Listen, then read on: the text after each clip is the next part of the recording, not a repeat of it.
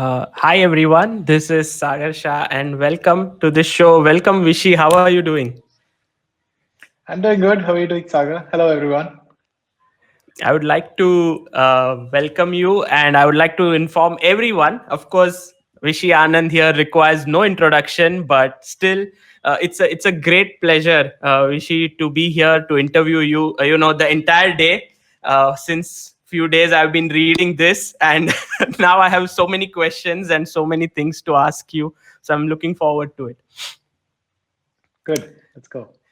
So, just before we go, I would like to inform everyone that Mood Indigo, the annual cultural fest of IIT Bombay, is one of the largest ones, and it attracts more than 146,000 students from over 1,700 colleges. So, it's the biggest in Asia. And this is the 50th edition. And what better way to celebrate it than to have Anand on this occasion? Vishy, how have been things going in the last a year or so? You've been so busy. Recently we read that a Bollywood biopic is coming out on you. There is also the West Bridge Anand Chess Academy. You're also working on, you're teaching Aruna on graphy. So many things happening. Yes, it's been a pleasant surprise because when I was stranded in Germany, I did not know what to expect. My general time frame was flights will resume and everything will be back to normal in 2 3 months. But that started to drag on. But somehow one project or the other came by, and in a way, it's been like chess. You would think chess would be affected by the pandemic, but in fact, it turns out that a lot of people sitting at home, and chess was ideally positioned um, to take advantage of that. And it's been like that. So yes, this graphy, this biopic, my Westbridge Anand Academy, a lot of projects we could launch now. And besides that, I've been doing lots of things. So somehow a surprising year. I couldn't have predicted it. We are very excited for the biopic. That would be something. What about you? Because it's something that has never happened to chess. There's no Bollywood movie specifically on a chess player. So that's something huge for the chess community.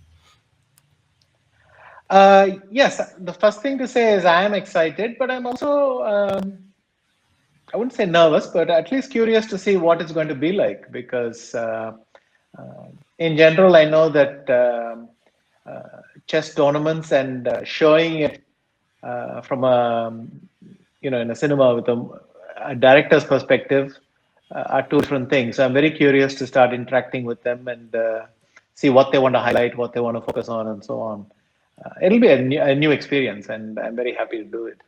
Yeah, we are waiting for it, and also to know who will play your role. It's not yet out there, but we'll wait for it. So, Vishy, I have some questions based on what I have read in your book, Mind Master. I would say it's a classic, and I define it as a classic because every time I open it and I read a chapter, there's new understanding that comes in based on where I am in my life, sort of. So, first time I read it, I enjoyed it as your story. The second time when I started reading it, I started to think about how I can apply the learnings in my life as well. So it's an amazing book. Thank you very much. So the first question I want to ask you is that it's very clear that you were very passionate about chess when you were a young boy, and ever since. You also went to tennis classes when you were young, but you chose chess over tennis. Passion has helped you to keep going right until now. Now you're 51. How do you define passion? Um, I think you fall in love with something, and then that's what you want to do all your life. There are two possibilities. One is that you discover something else which attracts you even more, or the second is certain practical matters intervene. Maybe an alternate career is more stable or more suited to other needs of yours, um, things like that. But for me, everything clicked. I was in love with chess. I liked traveling. I liked playing chess tournaments, and I rose in the ranks fast enough that I didn't have any concerns about how my career would look like. Or so, I mean, typically when you do an unusual career, you're worried about the financial implications. Will you be able to make a living? A lot of people are in a situation where they have to make a choice about such a thing. And I was very lucky that at all sorts of crucial junctures in my student life, I would have a good result and I wouldn't have to worry about chess at all. Yes. So I finished my 10th and I became national champion. I finished my 12th and became a grandmaster. Then I finished my BCom and I was already in the world top 10. So at each moment, the moment you would hesitate, I didn't have to hesitate at all. Let's put it that way. Yeah, that's exactly what I noticed, that you got the right breaks at the right time. But we see that a lot of youngsters these days, they burn out, be it chess players or in any other field. They work so hard. And after a point, they feel like, no, this is enough. I can't go anymore. Did you not feel burned out at any point, or you had some special measures that let you keep going with? Well, I don't think you can know when you're burnt out. I mean, quite often I would hit a wall in terms of performance. And this happened both when I was young and as I got older. But invariably, my attitude was to do something else for a while, to go back and finish my exams, to think. And then 1 month later, I'll come back to the chessboard and I realized the moment had passed and I was feeling fine again. I don't think when you're young, you can make that decision very easily. You might be stuck for 2 years, but how do you know that you're burnt out? Maybe that break is coming a little bit later. You can see with a lot of young players, they stagnate for 1 or 2 years and then they have 3 miraculous years. Um, but I would emphasize that it's good to, exactly for this reason, that it's good not to leave school. It's good to have other hobbies, other things that interest you. Don't overcommit one thing, because then when you're stuck, you you have nowhere else to go somehow, and everything that you enjoy about life, if you connect it to one thing, and that area, it's natural in all areas. Part of growth is being stuck once in a while. um, it's a good opportunity. That's when you're forced to try different things, experiment and things like that, and you find out something new. But if if chess is the only refuge I had, it would have been tough on many occasions. Yeah, you kept a balance of everything, and also you have had great hobbies for yourself, like astronomy, and you like mathematics, maybe science. So that has kept you in good shape. Yeah, whenever you take a break, you go to these hobbies of yours. Yes, and in fact, my school exams were a nice bonus on many occasions.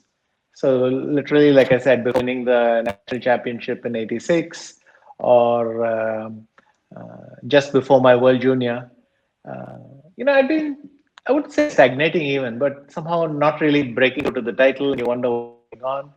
Then it's a forced move. You have to stop your chess abruptly for 3 months to catch up with in school and write your exams. And next thing you know, you come back after the exams and you're waiting to play chess again. Um, on many occasions, even if you have nothing else to do, it's good to switch off, sit at home, and not do the one thing. I mean, if my free time also was spent on chess, then it would be tough. But it's nice to get away. Amazing, amazing. There's one question that always is asked, and that is about talent and hard work. And I have read in the book that you say talent and hard work both go hand in hand. Both cannot be mutually exclusive. You need both. But while hard work is clearly understood, you have to work hard. What, according to you, is talent in chess? Look, talent in chess is just like talent for in life. I mean, some people are good in one thing, and I mean, everyone knows they're better at one thing than another. Um, it's good to do what you love, because it's quite likely that what you really love doing is probably what you're talented at, and that's how you found it. Um, but then you still have to work hard. Now, a lot of chess players work hard, but some become Yes. a grandmaster at 15, then they become world champion a few years later. Everything seems to click. And it's clear that other people who work just as hard were not able to make that jump. So talent exists, of course, there is no question. But if you don't like working hard, you will stagnate very quickly. And True. even your natural feeling cannot rescue you. In fact, I would say that when you work hard, you discover your talent.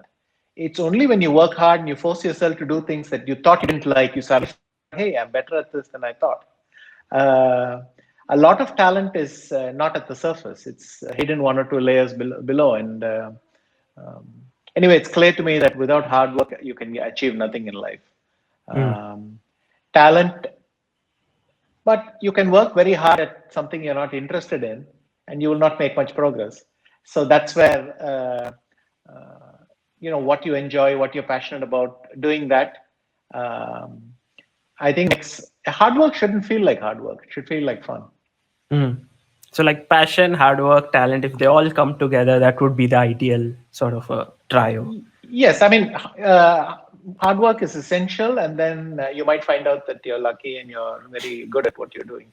So, True, true. Well, one of the people who have played a big role in your development is your mom. And when you were young and when you went to Philippines, you were the only one. Like your two siblings, they were not there with you in Philippines. So you had a lot of time with her, and she did something very special. She would watch these 1 hour shows on television, write down positions, sometimes record it, and all these things. Helped you to sort of get a kickstart to your chess career over there. How do you view a parent's role overall in these times? They don't want to be over pushy, at the same time they don't want to give complete free hand to their kids. How do parents manage this? but you're right. My mother made a huge difference. I mean, she was, and yes, because my elder brother and sister had already moved on to university, I was alone with her a lot of the time. And she would accompany me to every chess tournament, even every tennis class. She would come, uh, just very dedicated. Um, As for pushing, well, I'm finding out myself. There's always this fine balance, where if you push too little, then your kids will give up before they find out even what they're good Yes. at. True. And if you push just a bit too much, then it'll irritate them. I think on balance, if you're missing by a little, it doesn't matter. So if you're pushing less than necessary or slightly more, it doesn't matter. But anything else will produce a reaction, is how I see it. I think in many things in life, if our parents didn't force us when we were young, we would not be interested in them at all. Yes. But equally, there are many cases where uh, when your parents are trying to live their dreams through you, it just doesn't work for anyone. So you have to find that balance a little bit and let go. Uh, we'll speak again in 10 years, but for the moment, that's what I think. That's what I think I'm doing. I feel like it's like walking a very tight rope, one strong step and it can go in the Yeah, I wrong mean, I can direction. make a lot of big speeches now, but you should ask Akil when he's 20, 22 or something, and then we'll see. So, Yeah, we'll do that. Also, when this book begins, Mind Master, on the very first page, you write, for my mother who told me to always write down my thoughts, good or bad. She said, one day you will read them and realize how beautiful they are. This very thing about writing down your thoughts, and analysis, how important has it been for you?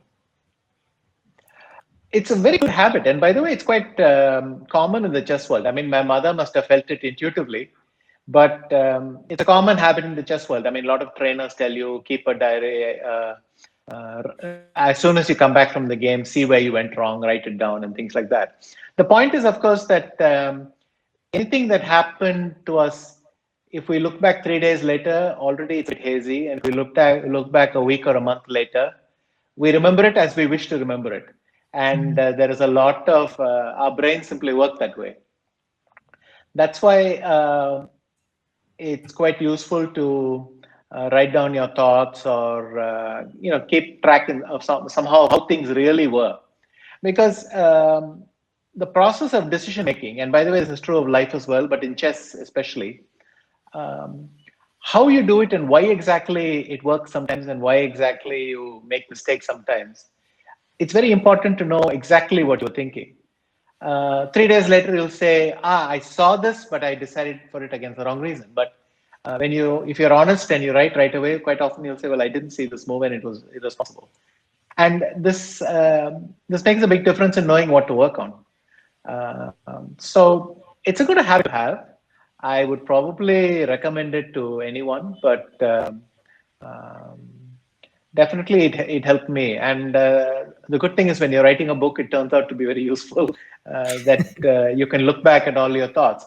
There are very many moments in my career when I would just be angry at myself. I would want to scream at myself, and I would just write a text file in my computer and leave it there. And then many years later, I'll suddenly stumble on some old piece of text somewhere, and you think, wow, I thought all this, and now till this moment, I had completely rewritten my whole history of that tournament, and then suddenly realize how it is. It's also amazing to look at tournaments that have been wildly successful. You after even at the end of the tournament, you just remember everything has gone gloriously. But when you look at your thoughts during games and in the evening after every game and in the morning before a game, it's amazing how much tension there is. And then you realize, well, before every game, you were as scared and uncertain, but once the result went well, you could move on. True, true. Yeah, and analyzing your own thoughts and is very useful, but also taking advice from others is equally useful to improve.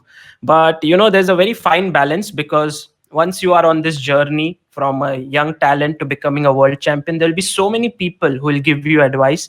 In fact, one of the advice I think you received a lot was to slow down as a player, because you used to be very quick. You used to play at lightning pace, but your father told you, be comfortable at your pace. You can play as quickly as you want. So when do you, over the years, when do you take advice from someone, when do you not take it?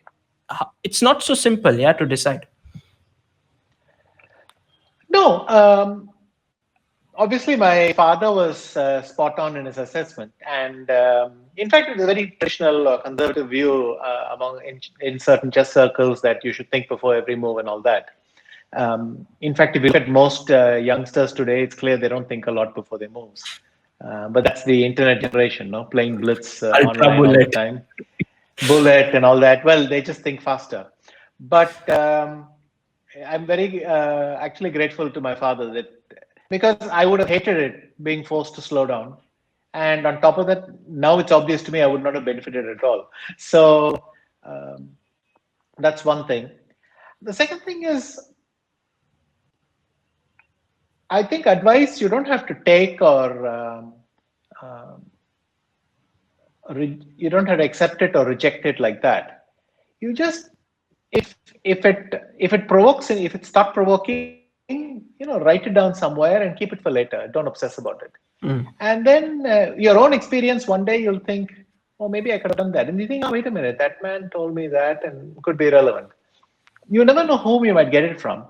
I mean, generally there are people um, who are much too willing to give advice, and a lot of their advice will just be wrong. But you don't have to accept something 100% or reject it 100%. You just leave it kicking around, and one day, it.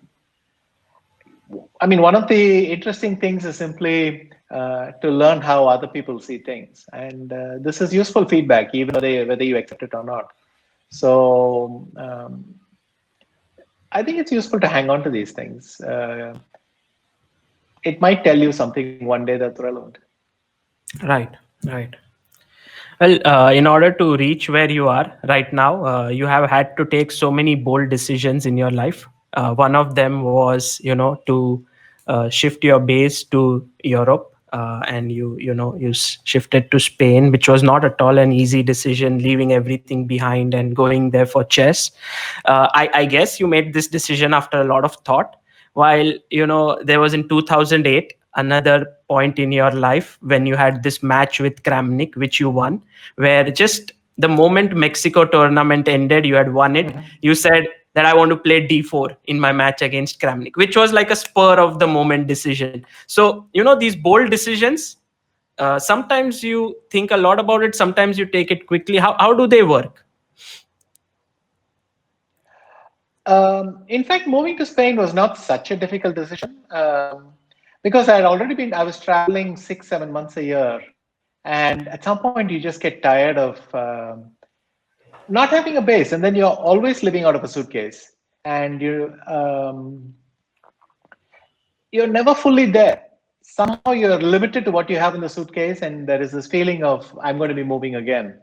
So it was very nice to have a base. And so a lot of things were pointing in that direction. In fact, I would say that living in Spain allowed me to travel slightly less. So I, in fact, gained some time. The other thing is I didn't leave India and move to Spain. I still had my foot in both places.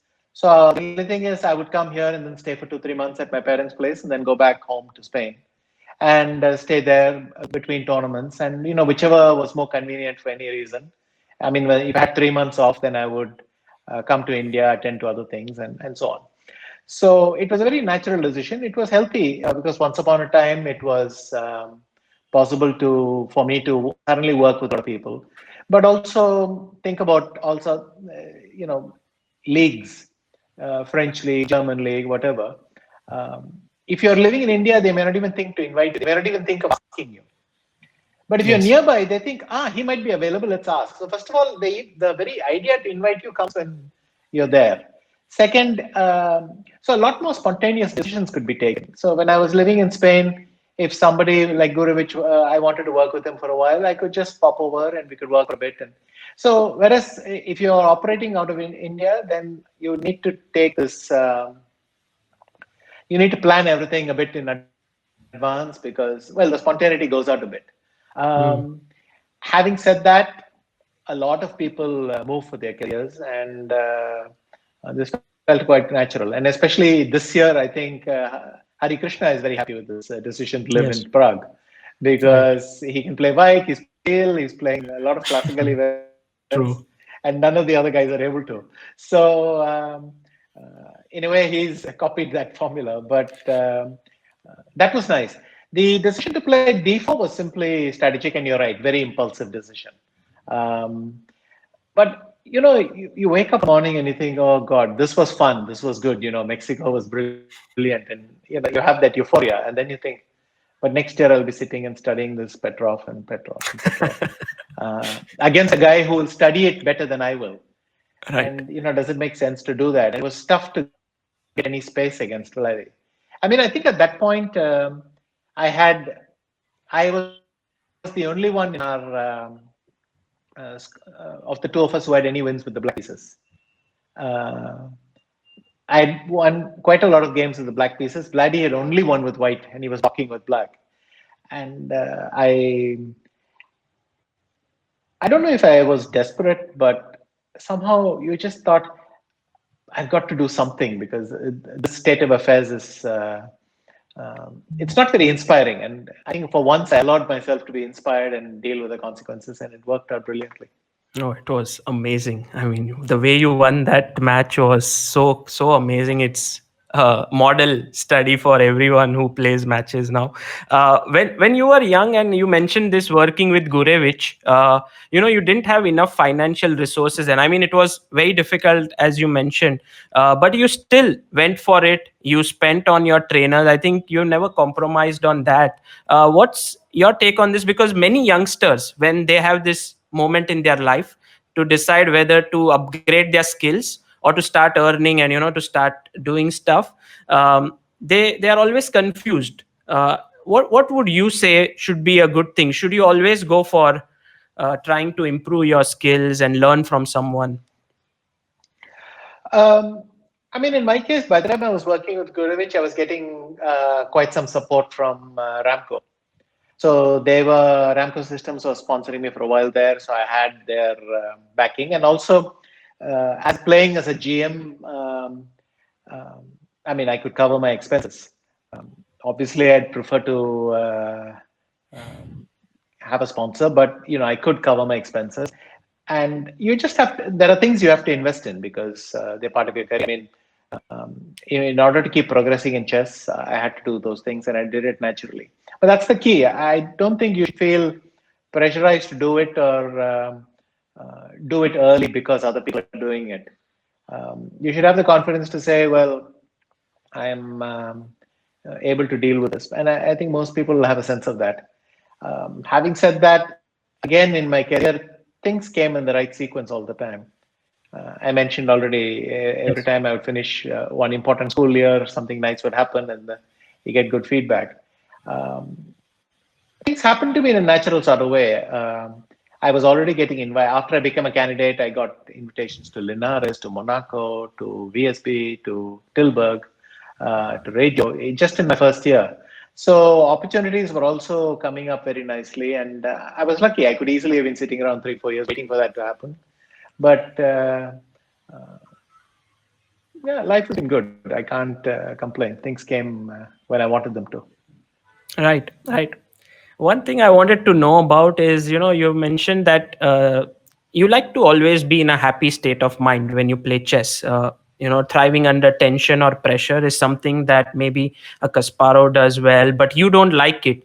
So sometimes, in order to do this, you have to take less principled decisions. Like you don't like something, but you say, okay, let it go because I don't want to be in that state of mind. How do you think that affects you? Like, for example, does it, now that you are here at the age of 50, do you think that was the right thing back then, or do you feel things could be differently handled?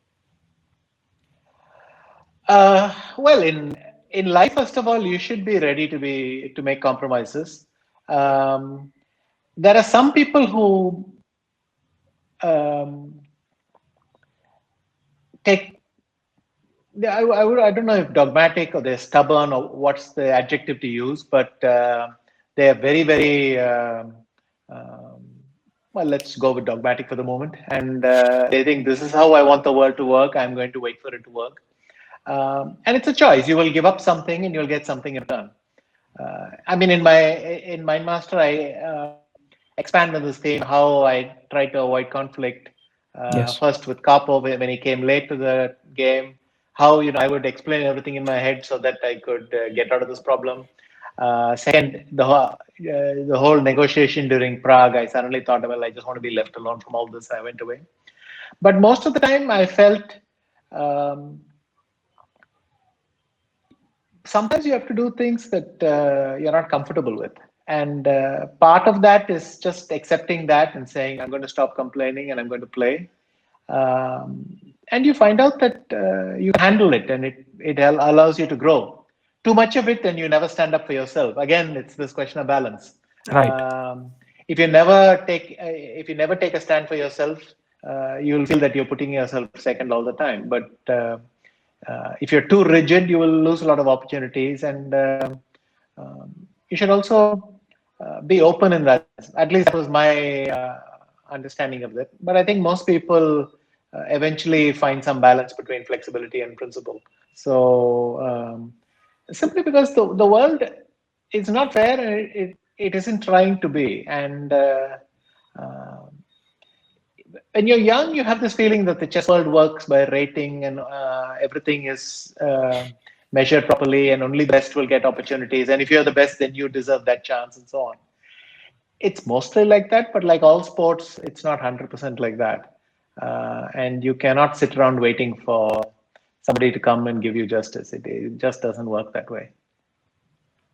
Yeah, it's tough. It's tough to handle that. Like you played the World Championship match with Kasparov in '95, and then against Karpov in '98, and then you were right up there. But you weren't winning the title at that point. And Karpov made a comment once, which said, "Vishy is a nice guy, but he doesn't have the character for a big win." And that's when I think something within you changed. Yeah, you said that I'm right up there, but I need to do this extra bit to become the world champion. What happened there? Well, first of all, that there's no point repeating for the 100th time that Groningen and Lausanne was quite unfair. True, Having true. said that, again, it comes back to what I said in the previous answer. You can say that something is unfair and you won't play. That's fine. That's what Kramnik did. But once you play, you say, I accept these unfair conditions. Clearly, you found something else which compensated for you. And once you've made that choice, you should move on. You've made that choice, and that's it. Um, it was, as I write in the book, at that point, I thought, well, this tournament is too attractive to turn down, even if it's unfair. And some guy is going to be unlucky enough to go to Lausanne, and we'll worry about it when we find out who he is. And then I find out later on that that guy was me. So this is how I describe it. Um, and it's the sense of having something snatched away from you. So you have to accept. Um, yes, if I had been eliminated and I lost the match to Kapo without a fight, you could say yes, it was unfair that I came there so tired and he was fresh or whatever. But I got to the sixth game, I got 3-3, I got everything, and I was winning the tiebreak. And then you cannot blame this and that anymore.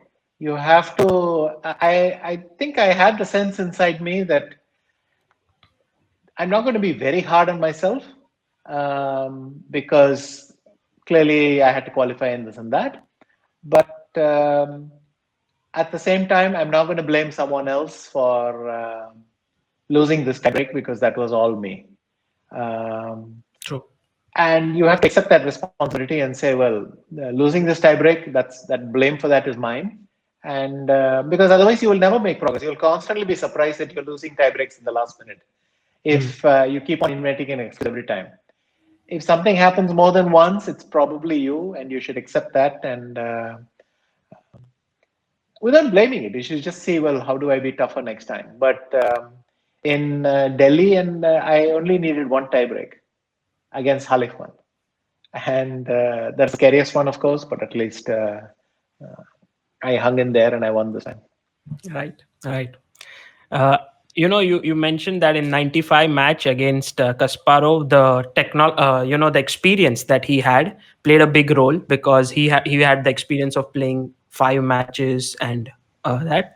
But when you played against Carlsen in 2013, the experience of playing matches had reduced. By I mean, the gap was still the same, like what Kasparov had played a lot of matches. You had played until then a lot of matches. Carlsen had played nothing until then, like very few matches. So what happened, like technologically, as you said, there has been a huge change in that, and how does that represent in these matches? And you are one of the players who has been able to manage technology in chess so well. So how does that work, technology in chess?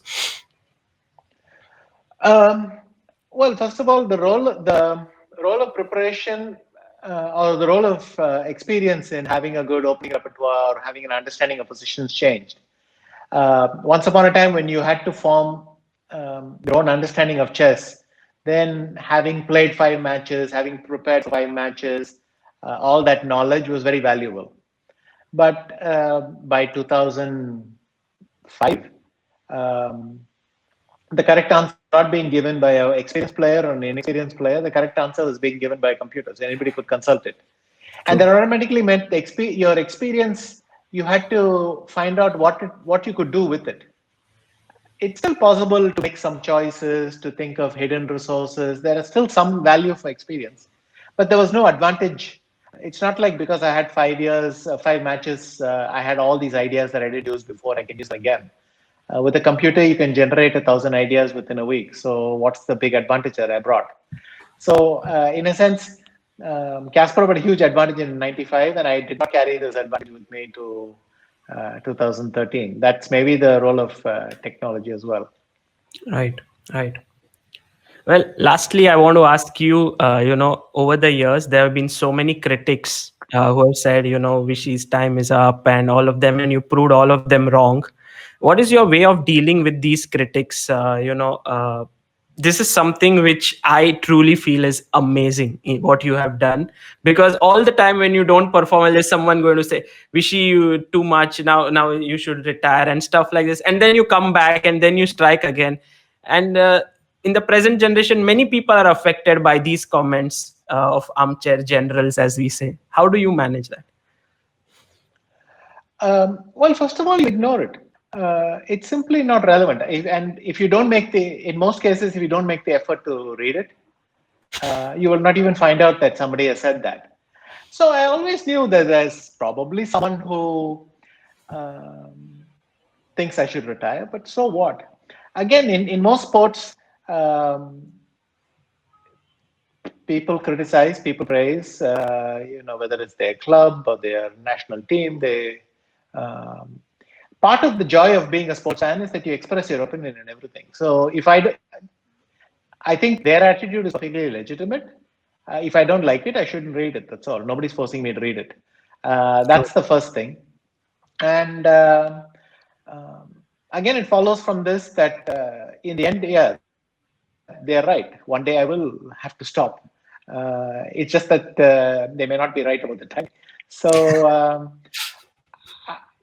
I I just feel as long as organizers invite me and I have, and for me, that's a more important validation than what some guy thinks, because an organizer is actually inviting me to a tournament, and that's a decision. Then you think, okay, he believes in me, and that's enough for me, and that's it. For the rest, I don't care. And again, if it affects you and you're reading it, I blame you. You have uh, because criticism is part of life, and you can't expect everybody to be quiet. And if you don't like something, don't read it. That's all. Well, Vishy, thank you so much for your time. This was the 50th edition of Mood Indigo. Do you know about this festival, the Mood Indigo? And I hope that you I had enjoyed heard being about there. it once, but apparently I'm only a year older than it. So, Yeah, yeah. but anyway, thanks, Sagar. Always a pleasure with you.